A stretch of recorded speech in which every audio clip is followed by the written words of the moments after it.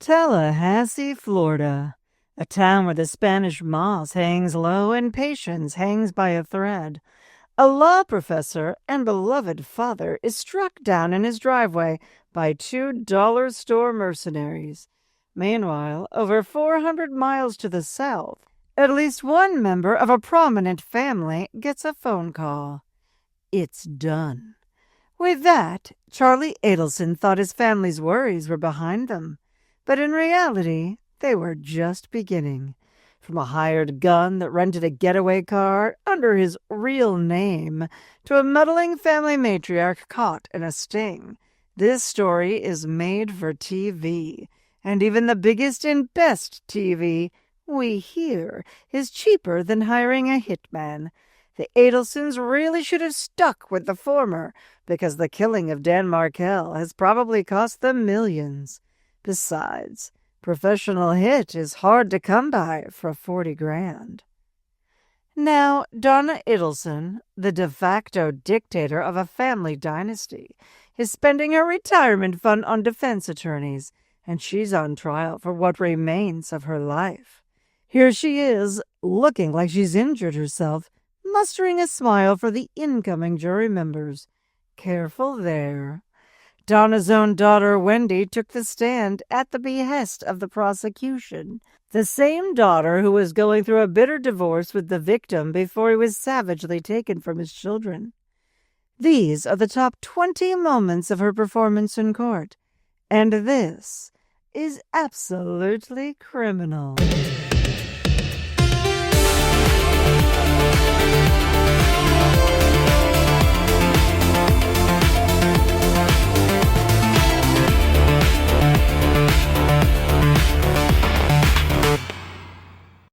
We may as well start with Wendy's favorite knee slapper.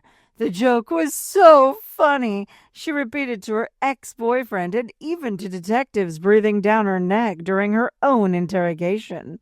Her taste in comedy notwithstanding, that little chuckler uttered by her brother Dr. Chuck has withstood the test of time. But no one's laughing now, and no one ever did, except Wendy. Did your brother joke about hiring a hitman to kill Dan Markel? He did make that joke. What was the joke specifically?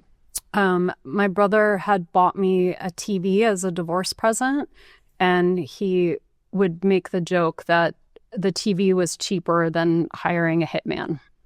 The reason we have that comedy gem is because on the morning of Dan's murder, Wendy had scheduled a house call with a Geek Squad associate to have her TV repaired. Conveniently, the appointment occurred during the shooting, cementing Wendy's alibi. It was about as subtle as turning your phone off during only the time you're committing homicide. On the morning of the murder, did you have an appointment at your residence on Aqua Ridge? I did. What was the nature of that appointment? I had an appointment with the Geek Squad. There were some vertical lines on the TV. I didn't know if maybe one of my kids had tapped it or touched it, but it wasn't working. And so I had an appointment, and they were scheduled to come sometime between 8 and 12. And was that the TV that was the same TV that your brother joked he got you as a divorce present because it was cheaper than hiring a hitman? Yes. Okay. And on the morning of the murder, did your mom text you about the TV repair guy being on the way or coming to your house? She did. I didn't buy the TV, and the TV had an insurance policy that came with the Geek Squad help. So I think they reached out to her first, and then she let me know that they were coming. The TV was under warranty, right? I believe so. But the damage that you had was not covered by the warranty, was it? I don't think so. Okay. And do you recall how long the TV repairman was at your house? I don't. It was a reasonable amount of time, so maybe an hour or so. And why did it take an hour to determine that the TV couldn't be repaired or was not under warranty? I don't know. I don't know a lot about AV equipment. We didn't know TV repair was still a thing, even back in 2014. And it wasn't a thing for her. Yet the television repairman was at her house for an hour, not repairing the television. In any event, sometime later, she was driving down Dan Street when encountering a roadblock featuring police cars and yellow tape. This might be concerning to the average mother of a man's children, but one thing's for certain about Wendy. She's anything but average. All right, where did you go after the TV? What was the next place you went after the TV repairman left? So I was home, I think, for a couple of hours first. I was doing a little bit of work. I was talking to some friends. I think I ate breakfast. And then I left probably close to noon or a little bit after noon. I was meeting two friends who I would frequently meet on a Friday to have lunch with. And so I went to run a few quick errands and then meet them for lunch. And on your way to meet the friends, did you have an occasion to go down Trescott?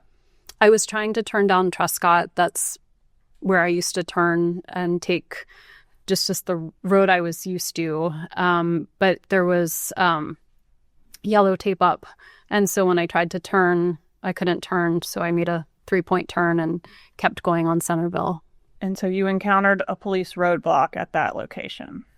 Yes. Okay, couldn't go any further because there was a police car and some yellow tape, right? Right. Following her 3-point turn toward infamy, Wendy stopped at the liquor store. She was there to buy a bottle of bourbon. And considering what was taking place beyond the roadblock, you won't believe what brand she bought. So after you turned around and did not proceed down Trescott, you went, I think, to the liquor store. Can you tell us about that? Sure. I was invited to a Stock the Bar party for that night for a friend's daughter. And so they asked for a specific type of bourbon. I'm not a bourbon drinker. So I went to the liquor store and I showed them the invitation, which was shaped like the kind of bourbon they wanted us to buy, and asked if they had that. And they did, and I bought it. All right. And that type of bourbon was Bullet bourbon? That's right. That's right. Not Jim Beam, not Wild Turkey, but Bullet brand bourbon. If the irony was lost on Wendy, we'll never know.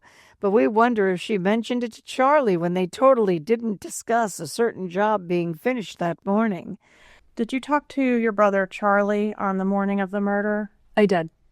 And does an 18-minute conversation at 9:30 a.m. that day sound correct? It does. Do you remember the nature of that conversation? I do. I didn't purchase the TV, so I didn't know how much the TV cost. And so I called him to find out if it made more sense to get the TV repaired or buy a new TV, because I didn't know what the delta was there. And so Wendy learned what we already knew, that it was cheaper to just buy a new TV.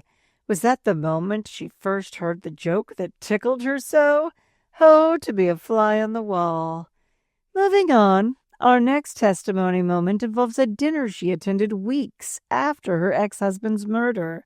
She denies it being a celebratory affair, but does admit to tossing her cookies in front of the guests. Not because she was stressed out, of course, and it could happen to anyone.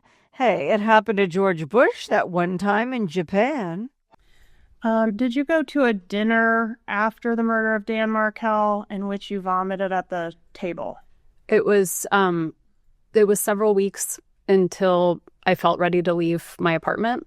I was very, very scared. So that happen?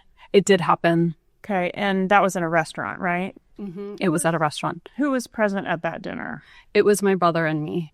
And where was the dinner? South Florida or here? It was South Florida. Okay, and you said it was several weeks after the murder? I believe so. Had you ever heard Charlie, your brother, refer to that dinner as a celebratory dinner? Only in previous trials, but never to me personally. Did you hear him say it the night that you had the dinner or after that? No. That you threw up at the celebration? No. Speaking of regurgitation, we nearly forgot another time Wendy's favorite joke came up. Her brief ex-boyfriend, Jeff Lacasse, contends he heard the whopper, or at least the hitman part, and before Markel's murder. Wendy does not recall this. Although when she gets near a witness stand, there seem to be a lot of things she does not recall. We know because we've counted them. Don't forget to subscribe to see each of those memory mishaps in an upcoming episode. But for now, take it away, Wendy. Did you see Mr. Lacasse? And you said that was somebody that you had been dating around the time of the murder. Is that right? We had broken up just before that week that Danny was killed. All right. Did you have an occasion to see him on July 13th of 2014? So just about a week before the murder at your residence. I don't remember him being at my residence, but I do remember seeing him around that time. Okay. And on July 13th, 2014, do you remember asking to share something in confidence with Mr. Lacasse? I don't remember doing that. Did you tell Mr. Lacasse in the context of, if something were to happen to Danny, I could move back to Miami? Did you tell Lacasse that regarding the relocation battle in the summer of 2013, Charlie had, seriously, not as a joke, explored all options to resolve the problem, including hiring a hitman? I did not have that conversation with Jeff Lacasse. Another thing Wendy doesn't recall is using the communication tool WhatsApp at the time, and she certainly didn't use it to contact someone who helped orchestrate the murder for hire. And as for what's up with WhatsApp, some folks use it who hope to remain anonymous. If only we'd never heard of Wendi Adelson. Did you have WhatsApp on your phone at that time? I did. What is WhatsApp? WhatsApp is it's a phone service. It's an app that I use when I talk to people who live in other countries. So it's become very popular. I think I had it at the time. I know I certainly have it now. But it's a device to send messages. During the time frame that we're talking about, which is around the time of the murder, did you communicate with any of your family members through WhatsApp?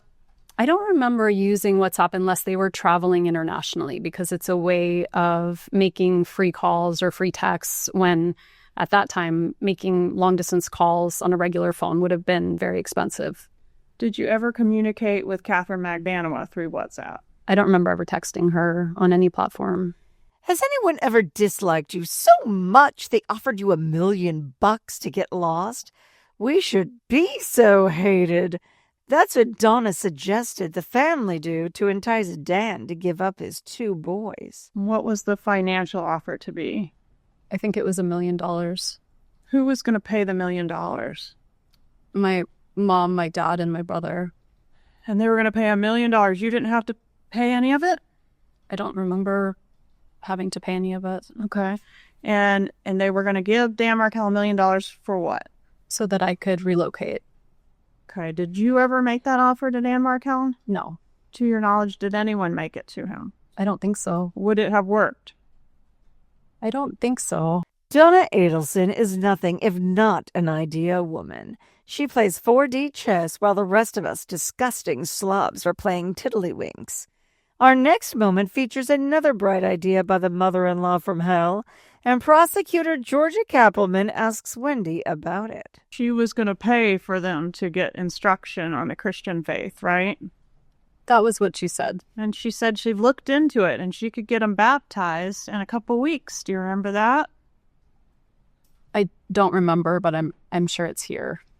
Do you remember her imploring you to put on a good act? I do. Did your mom, I don't know, do you have any acting training? No. Do you know why your mom would Google how to teach an actress emotion? I don't. I don't know. Did she ever share with you or forward you any tips on how to bring emotion or fake emotion? Not that I remember of any kind. You know who else would appreciate Donna's big ideas? Hitler. And more than one Adelson seems to mention his name, like, a lot. We've heard Charlie invoke the Fuhrer's name in regards to Dan, and it appears he learned from the master herself. Donna's next devious inspiration is moment number 11. Charlie brought up a good point when he said that Americans were dropped behind enemy lines during World War II wearing Nazi uniforms to get what they wanted. They had a job to get done, and they did what they needed to do to accomplish it. You have a job to get done and a very short time frame to accomplish it. If you dressed your kids up in Hitler Youth uniforms and brought them down here, I could care less if it was an act of defiance and would show gibbers that he's not in control. Did she suggest that to you? Yes. Number 12 is next, and it's called the Grandma Motion. Another thing Wendy didn't remember until she did. Do you recall a motion being filed by Dan Markel that we've referred to as the Grandma Motion? No. Did Dan Markel in March 26th of 2014 file a motion seeking to preclude your mother from having unsupervised contact with your kids?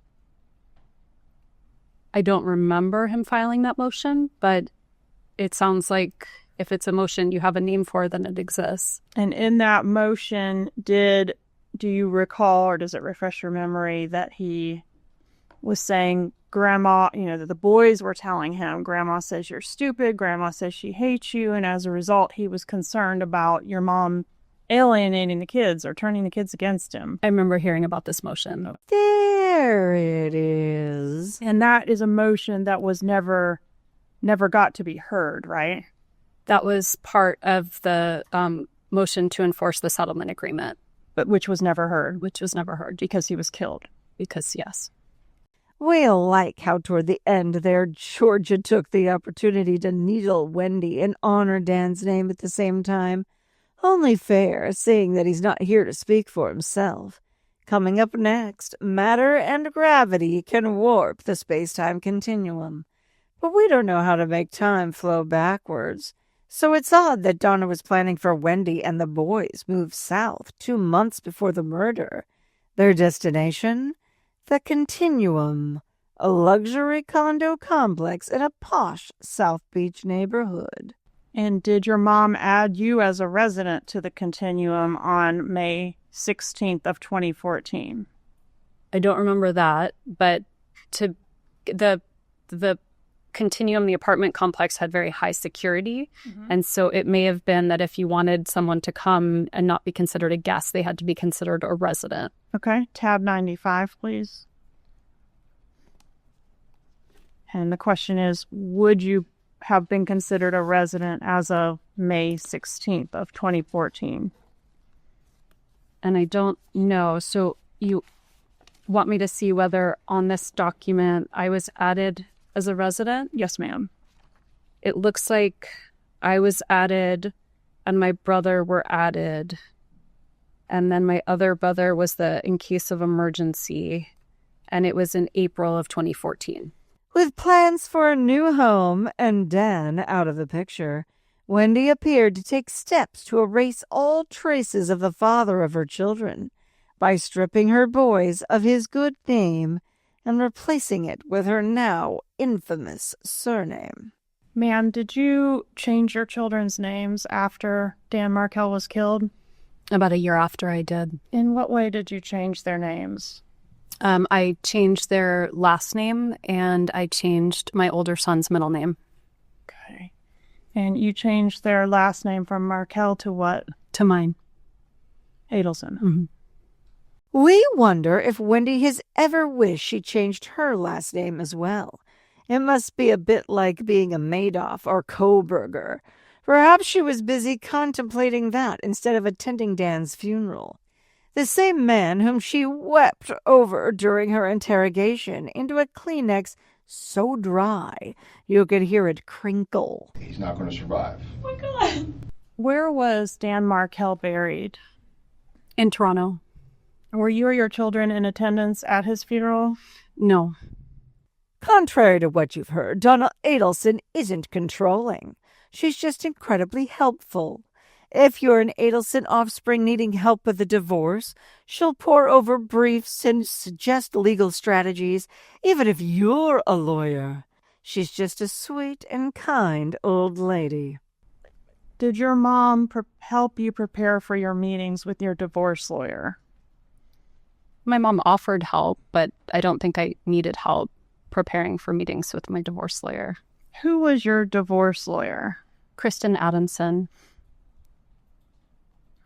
Your mom, in an email dated January 9th, 2013, indicates that she thinks the job opportunities that you had in South Florida was a major bargaining chip in your divorce. Did you agree with that? Did I agree with it at the time? Yes. I don't remember.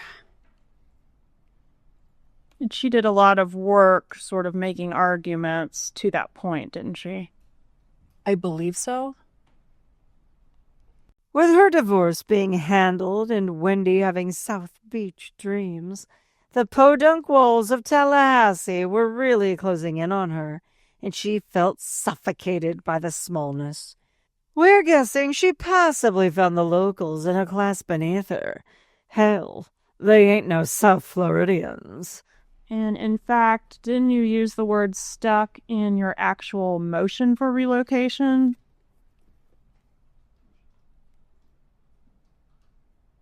See if we can get there. Here, the wife is merely stuck in Tallahassee until the husband decides that the time is right for him to leave. So my attorney did write that, and that sounds right. Did Tallahassee feel claustrophobic to you? Well, at this point in time, Danny was making lots of unplanned announcements to my office where we worked together. So I would see him at work. I never knew when he was showing up. So I'm sure, this is 12 years ago that's how I felt at that time. Most of us have had bad breakups and even had a few choice things to call our exes. But Wendy really breaks new ground with her insults.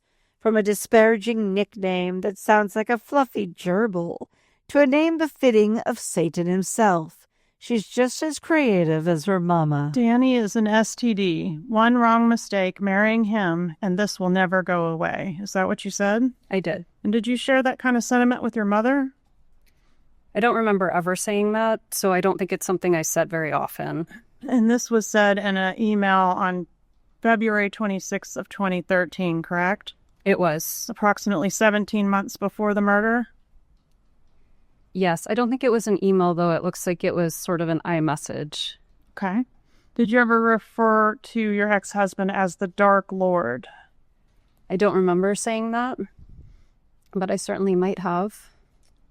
Did you refer to your ex-husband as Gibbers? I did. What is the meaning of Gibbers? Gibbers was just a silly name that a friend helped me come up with to basically make him feel less scary. Back when Wendy was doing her best to make her tissues wet while being questioned by police, she was preoccupied. For a woman who was supposedly just finding out about Dan's brutal death, she sure was worried about appearing guilty of the crime. And she mentioned it 9 times. Maybe that's why she threw Charlie under the bus almost as many times. Why did you tell investigator Isom in your law enforcement interview that you were worried the police, or you were worried, I guess, in the police car on the way to be interviewed, that you might be considered a suspect? Because I couldn't think of anything bad going on in his life other than the divorce. And frequently the ex-wife is a suspect. Were you treated as a suspect? I was not.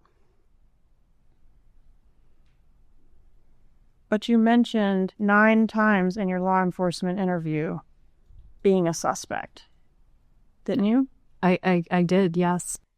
With all that worry about eyes on herself, our final highlight of Wendy's latest stand on the stand involves the brother whose own mother now blames for financing the hitmen.